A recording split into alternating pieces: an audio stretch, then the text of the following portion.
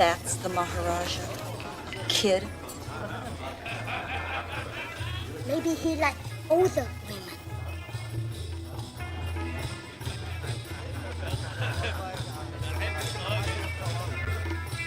Captain Blumberg was just telling me something of the interesting history of the palace, the importance it played in the mutiny.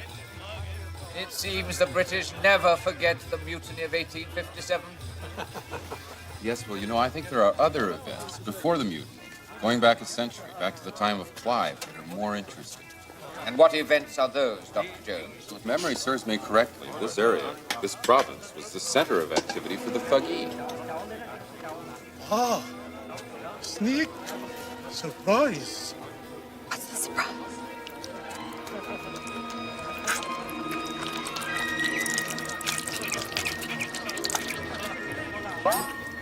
Dr. Jones, you know perfectly well the Thuggee cult has been dead for nearly a century. Yes, of course. Thuggee was an obscenity that worshipped Kali with human sacrifices. The British Army nicely did away with them. Well, I suppose stories of the Thuggee die hard. There are no stories anymore. I'm not so sure. We came from a small village. Peasants there told us Penko Palace was growing powerful again because of some ancient evil. Village stories, Dr. Jones. They're just fear and folklore. You're beginning to worry, Captain Blumberg.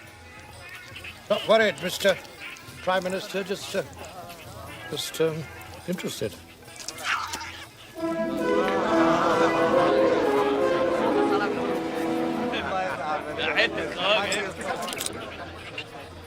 What?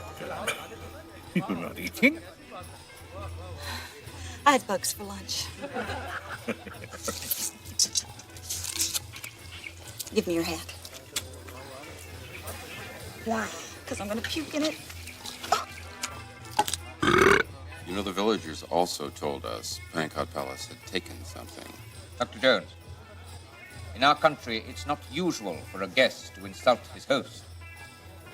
I'm sorry. Thought we were talking about folklore.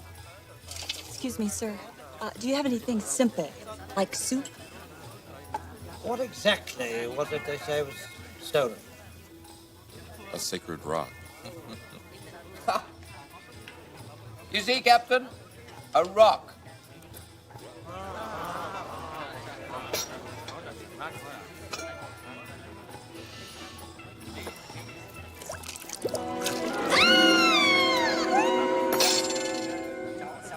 Something connected. The villager's rock and the old legend of the Shankara stones. Dr. Jones, we're all vulnerable to vicious rumors. I seem to remember that in Honduras you were accused of being a grave robber rather than an archaeologist. Well, the newspapers greatly exaggerated the incident. And wasn't it the Sultan of Madagascar who threatened to cut your head off if you ever returned to his country? No, it wasn't my head. Then your hands, perhaps. It wasn't my hands. It was my misunderstanding. Exactly what we have here, Dr. Jones. I have heard the evil stories of the Thuggee cult. I thought the stories were told to frighten children. Later, I learned the Thuggee cult was once real and did of unspeakable things. I'm ashamed of what happened here so many years ago, and I assure you, this will never happen again in my kingdom. If I offended you, then I am sorry.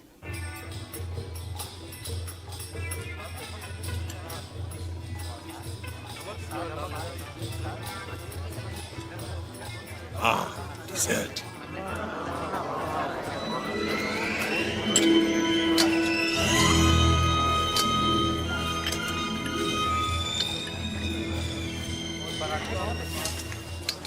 Chilled monkey brain.